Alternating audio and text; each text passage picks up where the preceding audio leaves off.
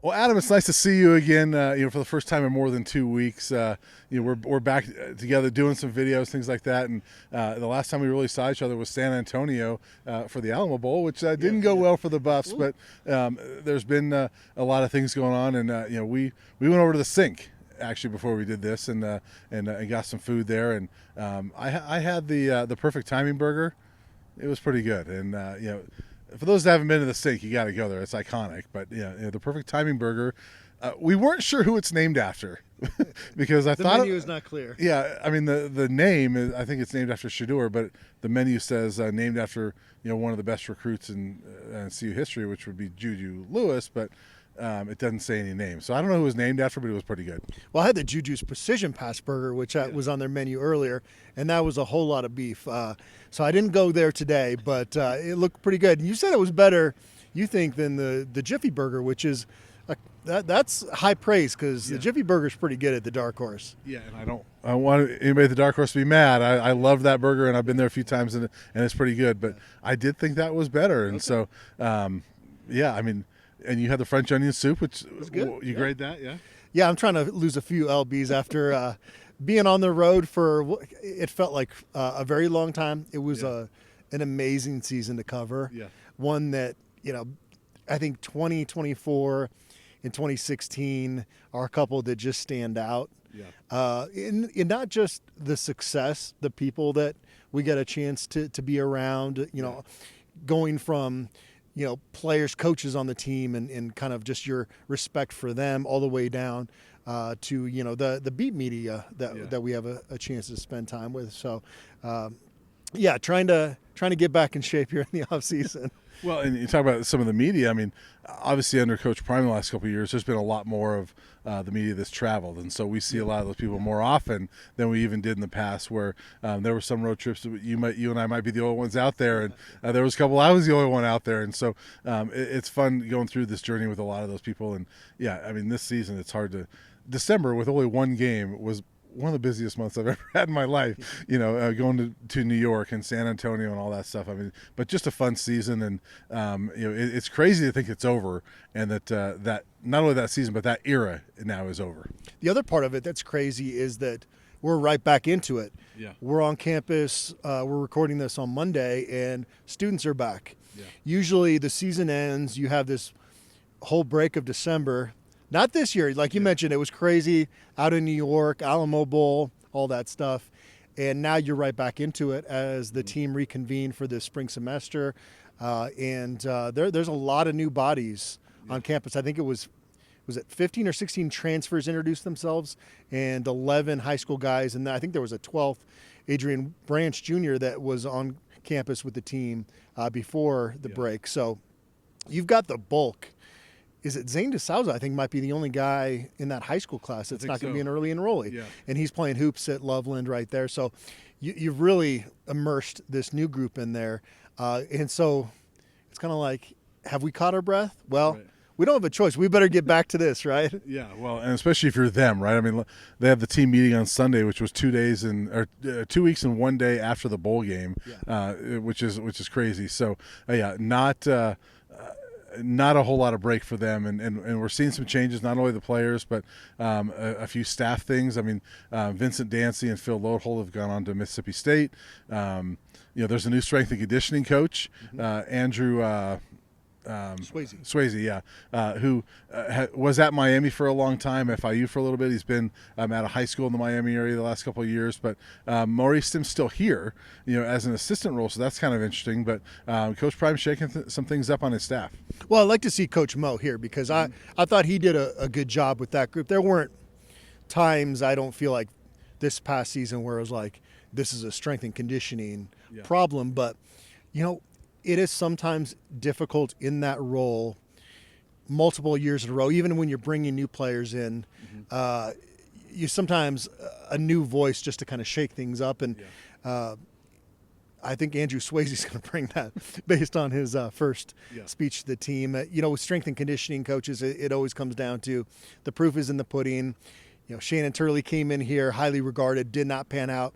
There's been some other guys like Malcolm Blacken that I thought was underrated during his time here. I think Maurice Sims is a good strength coach. And so to be able to have both those guys, I think it is you got to be pretty excited about. And then Reyes too, I think has done a really good job connecting with these guys. Yeah, we mentioned the different voice, and yes, Swayze comes in, and based on his first meeting with the team, a different type of energy than Maurice Sims, and not saying it's better or worse, but it's different. And so I think as players, you probably need some of that different energy, and because players learn different ways, right? And they're motivated by different types of people. And so there's going to be some players that they're loyal and they love what Coach Sims has done or what Brandon Reyes has done. But there's some that might need that kick in the pants that the Swayze is going to give them too.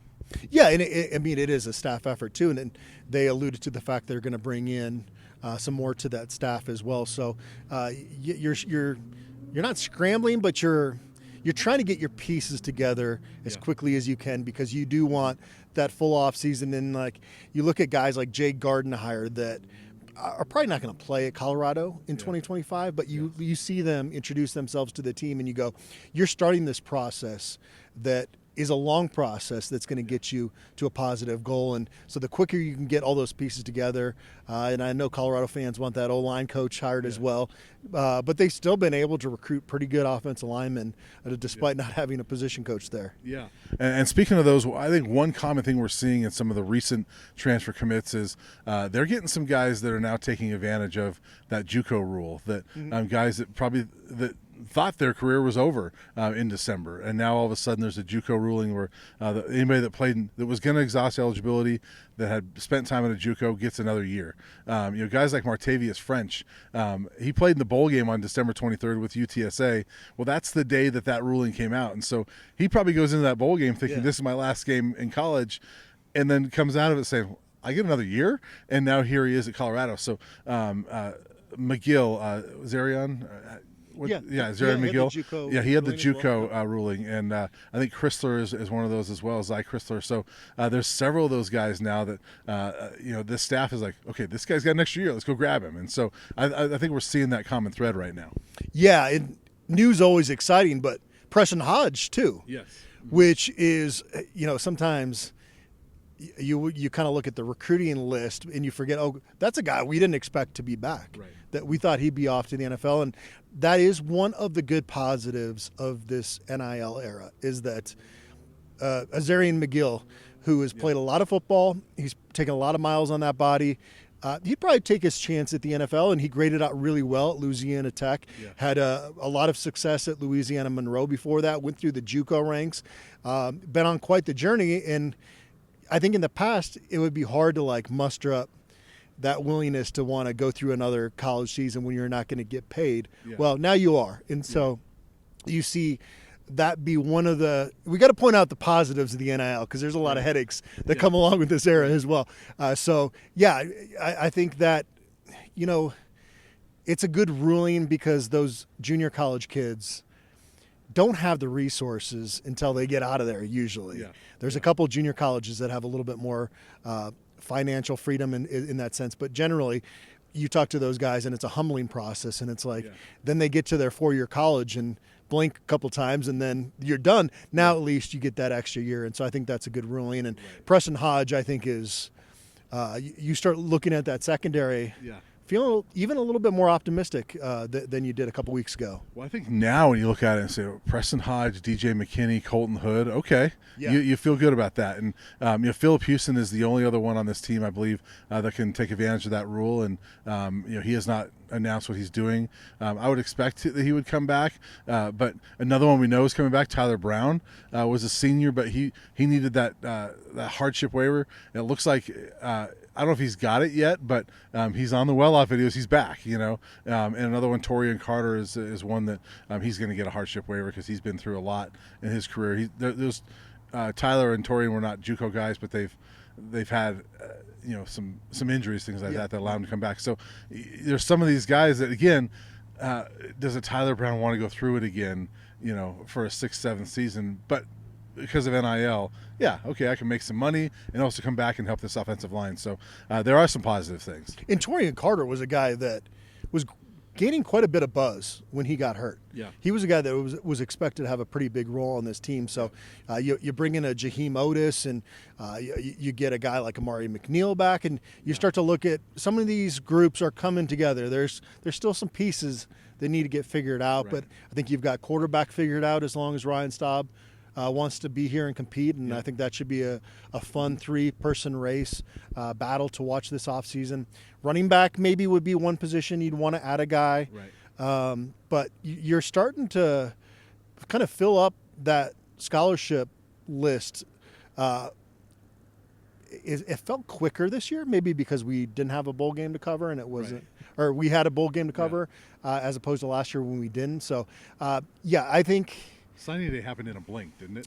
It really did. It was in the middle of right before New York, and then off to Alamo Bowl. So it's been a different year. We just got to get calluses, these December calluses, to get used to this. But they've done a pretty good job. I think Tawfiq Bayard from USF, a safety, is one guy I would really keep an eye on that I think is going to have a lot of success. Who do you like from this transfer group coming in? Yeah, I'm intrigued by the linebacker group. There's 3 guys they've added: Martavius French from UTSA, Reginald Hughes, is that right? Yep. From Jacksonville State, and then Salter's brother. Kylan Salter.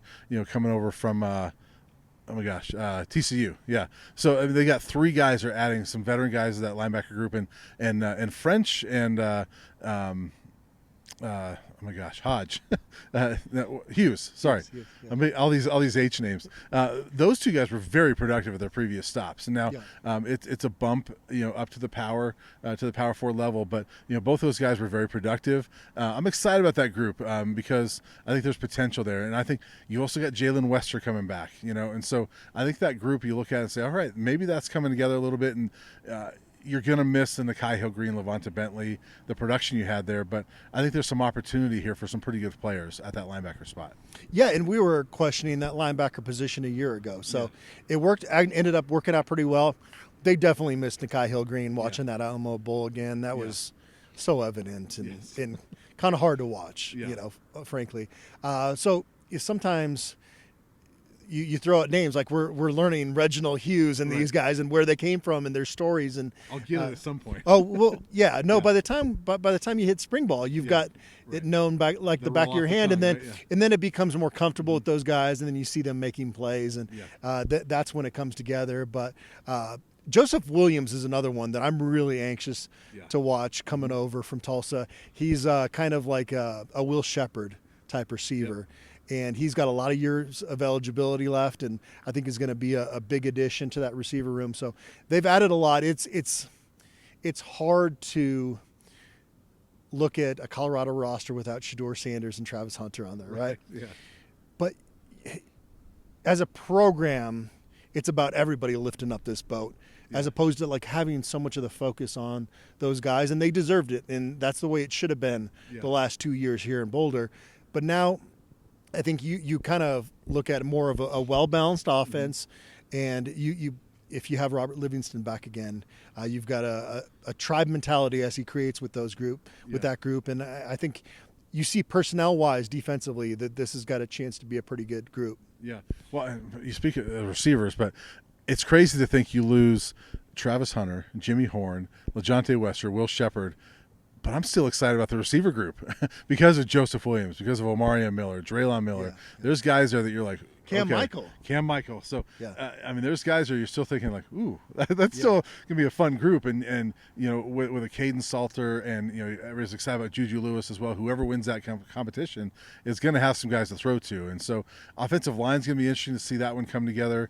Kareem Harden should be back, Tyler Brown, Phillip Houston. So you got some guys back, Cash Cleveland, but then you're adding some of these transfer guys. Jordan Seaton, obviously. Yeah. Duh. Sorry. I think it's the cold here that makes me I forgot the very best one. So you have experience coming back, but then you're adding these other linemen to the mix that you're like, okay, the competition should be pretty good there as well. And so I don't know how good it'll be, but you got to love what they're building as far as competition, that room is not going to be easy to find a job. Now they need a coach, but it's not going to be easy to get a starting job there unless you're Jordan Seaton. Yeah, and that's comes down to the competition thing that this staff, like last year, I don't know how many staffs would have like pandered to a Tyler Johnson and said, well, you've got this resume, so you get this job. Yeah. This staff doesn't do that. Yeah. You got to come in here, work your butt off, earn it. And so you're not going to hit on 100% of these guys, but the general resume of these guys coming in has definitely gotten better from that first offseason. I would say this group is pretty similar to last offseason, which was a group that made them, jump up quite a bit in terms of their win total. So that's encouraging. You'd like to hit on a higher percentage of those linemen, especially than you did last year, though, I think, right? Yeah. Well, yes, you're 100% there. You don't. The plan was not to have two true freshmen starting. The plan was to have one, and that's going to be a guy that's going to get drafted pretty early in the NFL draft in a couple years. That to me is the missing piece with this football team. How is that offensive line going to come together? I like McGill. I think he can come in there and push Cash Cleveland for that starting center job, and then. If you could, I love Isaiah Augusta's potential and Micah Welch's potential. If you could get an elite running back, I think that would make a lot of people feel a lot better about just kind of this team ceiling as we go forward here in 2025. I like Brandon Hood's potential too, and so it's going to be interesting to see what that running back group looks like. But Zy Chrysler is one that he's got a ton of experience. You'd like to see him, push and have a strong season this year and maybe be that one of those other guards. But the offensive line will be interesting. Defensive line, there's pieces coming together. You love Preston Hodge back there. Safety will be interesting because they've obviously got to replace Cam and Shiloh. But Carter Stoutmeyer is a guy that you're excited about. Well, I'm excited about. I don't know about you, but. There's some guys there that Savion Riley is coming back, and he didn't get a chance to play a lot. These are guys that didn't get to play, RJ and Savion, but I think they can play. They were behind Carter. Behind Carter, but also Cam and Shiloh, and didn't get a lot of opportunity. I think those are guys that with opportunity, they're going to show up pretty well. That's the other thing, is just not being used to a program having depth, and that you can kind of fill in some of those spots the way that they can now in the year 3 of the Coach Prime era. It does feel like there's just a sprinkling that needs to be done to get this program over the top. And I think that will probably happen here as we move forward. And it's going to be a really fun offseason from a media standpoint, just dissecting this roster, because there's a lot of talent, but there's very few guys that you're going to put in pen in terms of the starting lineup at this point. And there's no spots really. I mean, quarterback we knew, right? You knew Travis at 2 spots. Jordan Seaton might be the only one that you would put in pen right now. But and we're just getting started with it, right? Because it's going to be a transfer window in the spring as well. So it'll be a long off season, but should be interesting to watch this team come together. And we'll come together at some point again soon and grab lunch again. We'll do another analysis video. We should ask folks out there where we should eat next. We've hit up most of the spots now in Boulder. So we could use some recommendations there. Just somebody's favorite spot out there. Tell us where we should go and what we should eat.